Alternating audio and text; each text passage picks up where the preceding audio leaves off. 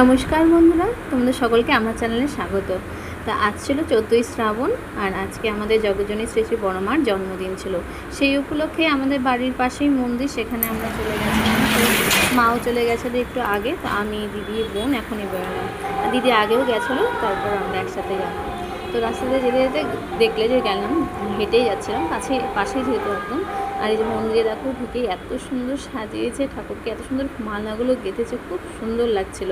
তো এখানে আমাদের এখানে আচার্য ভবন হচ্ছে, তো মাঠের এই পাশে আরেকটা জায়গায় সেখানে মাতৃ সম্মেলন হচ্ছে। তো এখানে অনেক গান বাজনা সবাই করছিল, তো খুবই আনন্দ হয়েছে। আর আজকে না প্রচুর লোকও হয়েছে, মানে প্রত্যেকবারই আস্তে আস্তে লোকের সংখ্যাও বাড়ছে, মানে মেয়েদেরকে নিয়েই, মহিলাদের নিয়েই মাতৃ সম্মেলন। এছাড়া পুরুষরাও অনেকেই এসেছিলেন আমাদের সৎসঙ্গী যারা। তো আমরা সত্যিই খুব আনন্দ করেছি এই দিনটাতে। এই যে এখানে গিয়ে আমি আবার মা, বোন এদের সবার সাথে পাশে বসে গেছি, দিদিও ছিল, আর বউ তো ওখানে বাইরে খেলছিল সবার সাথে। তো দেখো, খুবই আনন্দ হয়েছে।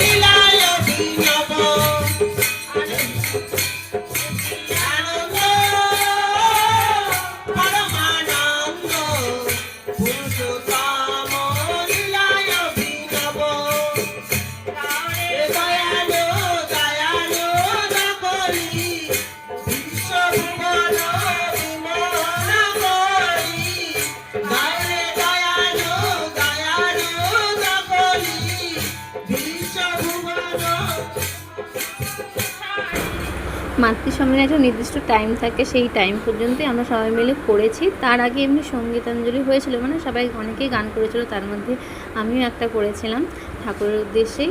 আর তারপর মাতৃ সম্মেলন শেষ হয়ে যাওয়ার পর সবাই এখান থেকে উঠে গেছে, আর এখানটাতেই আবার মানে সুন্দর করে খাবারও জায়গার ব্যবস্থা করা হয়েছিল।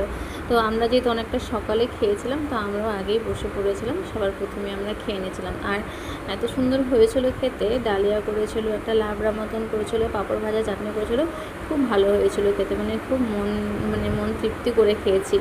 আর সত্যি বাড়িতে করি ডালিয়া, কিন্তু বাড়িতে যতটা মন্দিরে হয় যতটা ভালো লাগে, বাড়িতে কিন্তু অতটা ভালো লাগে না। সবার মধ্যে খাওয়ার একটা আনন্দটাই অন্যরকম।